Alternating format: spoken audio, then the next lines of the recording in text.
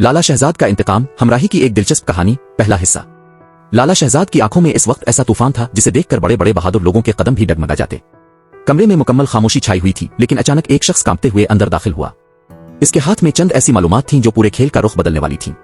वो आहिस्ता आवाज में बोला, लाला साहब, हमें असल कातिल का पता चल गया है। लाला शहजाद ने गुस्से से इसकी तरफ देखा और धीमी मगर खौफनाक आवाज में कहा, जल्दी बोलो, मेरे बेटे का कातिल कौन है?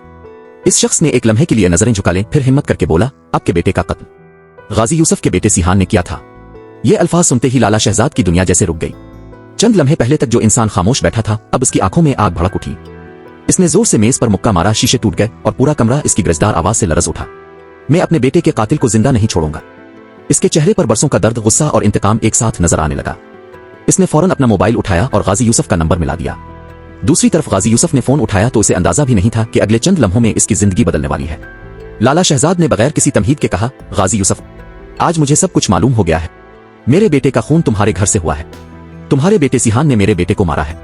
याद रखना, मैं अपने दुश्मन को कभी मुआफ नहीं करता। अब तुम्हारा बेटा भी जिंदा नहीं बचेगा।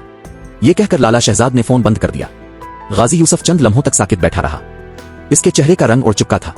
वो अच्छी तरह जानता था कि लाला शहजाद सिर्फ धमकियां नहीं देता, बल्कि जो कहता है वो करके दिखाता है। इसने बेइख्तियार कहा, आ अल्लाह, ये तो बहुत बड़ा तूफान आने वाला है।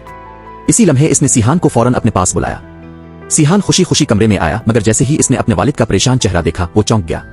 अबू, क्या हुआ? आप इतने परेशान क्यों हैं? गाजी यूसुफ ने चंद लम्हे खामोश रहने के बाद कहा, बेटा, अब तुम्हारी जान खतरे में है। लाला शहजाद को सब कुछ पता चल गया है। सिहान हैरत से बोला, क्या? हाँ, और